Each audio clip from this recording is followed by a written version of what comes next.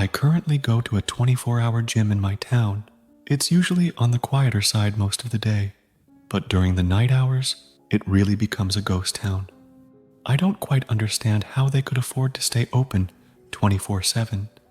I had to work late one night to cover for someone else's shift, so I got off work at 11 p.m. I planned on heading right over to the gym to get a quick midnight workout in. When I got there, nobody else was there. I was the only one working out. Well, only for about 10 minutes, and so I finally spotted someone else working out. It made me feel a little less odd for being there so late. The guy was wearing a beanie and a hoodie. I was sweating just looking at him, to be honest. I mean, yeah, it was cold out, but it wasn't cold in the gym. I barely had enough time to analyze his odd clothing decision before he started staring me down.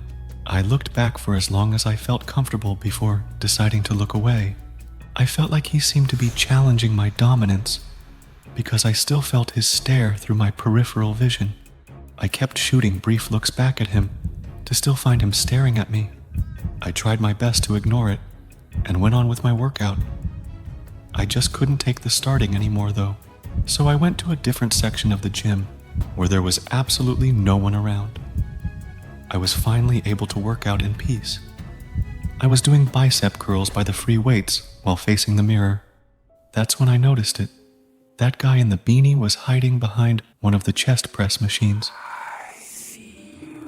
There was a slight opening between the lifting mechanism and the actual weights on the machine, and through that opening was the guy's face. Once again, staring at me. I think when he realized that I noticed him, he moved away out of sight behind the machine.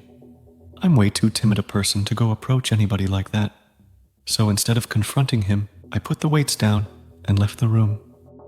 I walked straight to the front desk and asked the girl working to tell the man to either stop staring at me like that or to leave the gym. She looked down the aisle of workout machines and saw nobody. I asked her to come follow me. She was clearly very reluctant to do so, but she ended up coming with me to the back room. We looked around the room, but he wasn't in there. In fact, it seemed like he wasn't even in the gym anymore. I apologized and told her to keep an eye out for the man in the beanie. She walked back to her desk, and I kept working out for another 10 to 15 minutes.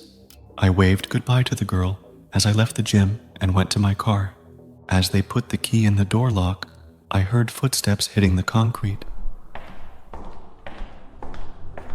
I was confused at first. It sounded like somebody running in my direction. I turned 180 degrees.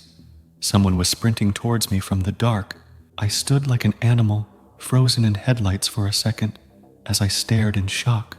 When the person emerged into the circle of light onto the light post I was parked under, I was able to instantly recognize the guy in the beanie and hoodie from earlier. I opened the car door and jumped inside, slamming it shut behind me. I slammed my hand down on that tiny lock knob atop the door handle a split second before the man tried to open the door. As I started the car, he started to kick at my door and window. I threw the handle into reverse and stepped on the gas. The car jolted backwards away from the man, and I was able to escape the parking lot safely.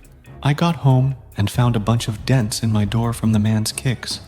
Admittedly, I should have called the cops, or even the gym, and warned the girl of the men now that she was alone. Instead, I selfishly just went to bed and told myself I would never go to the gym late at night again. Thank you for tuning in. Subscribe for more.